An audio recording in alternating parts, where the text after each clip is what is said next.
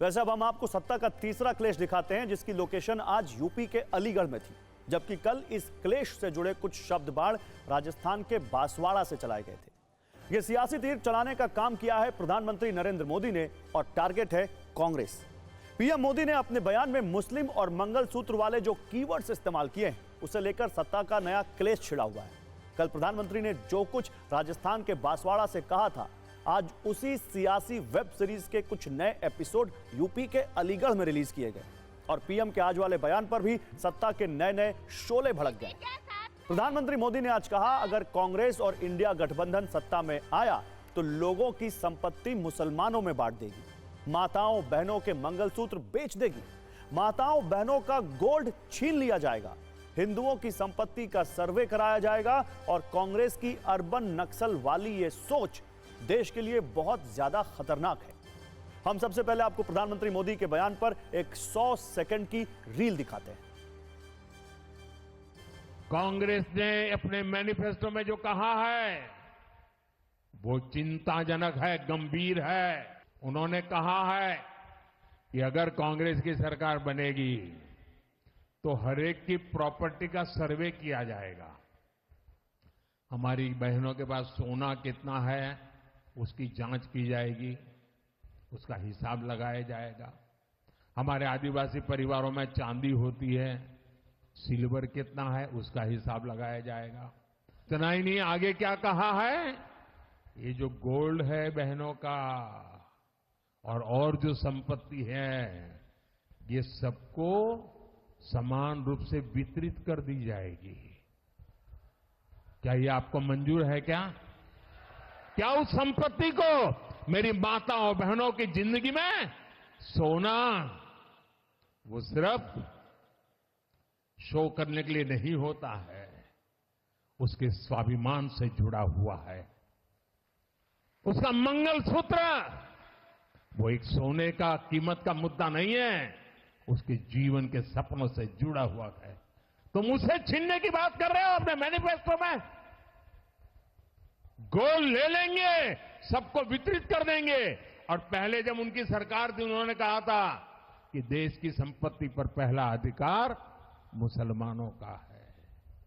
इसका मतलब ये संपत्ति इकट्ठी करके किसको बांटेंगे? जिनके ज्यादा बच्चे हैं उनको बांटेंगे। और अब प्रधानमंत्री मोदी की इन बातों पर कांग्रेस और उसके सहयोगियों का पारा चढ़ा हुआ है। मुस्लिम और मंगलसूत्र वाले सत्ता के क्लेश से निकली राजनीतिक गर्मी को जरा महसूस करिए।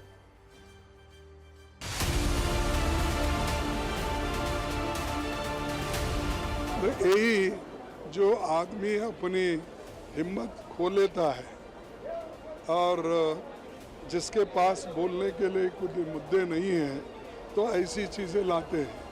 अगर उनके पास उनके ठोस मुद्दे हैं, ठोस काम है, वो बता सकते हैं। कांग्रेस पार्टी हो या कांग्रेस के कुनबे के लोग हों, वो जो है इस चुनाव में प्रचार से ज़्यादा दुष्प्रचार में लगे हुए हैं। इस चुनाव में कैंपेन से ज़्यादा कंफ्यूजन की क्रिमिनल कॉन्स्पिरेसी में, क्रिमिनल और कम्युनल कॉन्स्पिरेसी में व्यस्त है वो।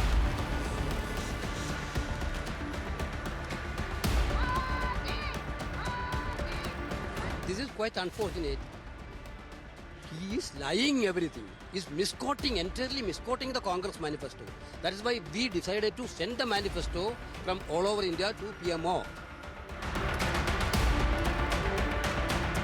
और दिक्कत यह है कि प्रधानमंत्री जी के लिए हिंदू मुसलमान ऑक्सीजन है। पहले राउंड में बुरी तरह पिटने के बाद, बहुत पीछे रहने के बाद प्रधानमंत्री की बौखलाहट सामने आ रही है।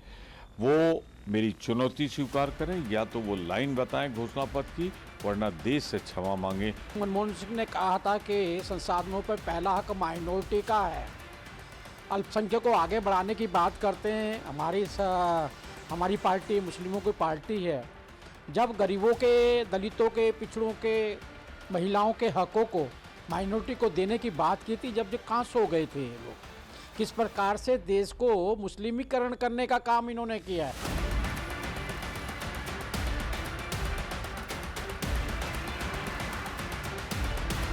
कांग्रेस के मैनिफेस्टो में कहीं भी, मैं चुनौती करता हूं प्रधानमंत्री, कहीं मुसलमान या हिंदू कोई इस तरह का शब्द हो तो हमें बताएं और ये चुनौती स्वीकार करें, नहीं तो झूठ बोलना बंद करें। जनता प्रधानमंत्री जी की बातों पर, बीजेपी की बातों पर भरोसा करती है और गरीब कल्याण योजनाओं की वजह से जन का भरोसा बीजेपी जीत चुकी है। संतुष्टि परीक्षा राजनीति करने वाले और भारतीय जनता पार्टी सबका साथ सबका विकास के विश्वास के आधार पर चली है।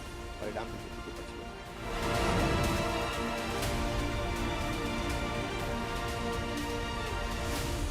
केवल मंदिर, मस्जिद और हिंदू मुसलमान की बात करना प्रधानमंत्री स्तर पर शोभा नहीं देता है। जो बहुसंख्यक आबादी है, गरीबी से, महंगाई से, इनकी अग्निवीर योजना से हमारे नौजवान परेशान हैं। इस पे क्यों नहीं चर्चा करते? प्रधानमंत्री का हाथ माता बहनों के मंगलसूत्र तक जाता है। अब ये नहीं दिखता है क्या इलेक्शन कमीशन को?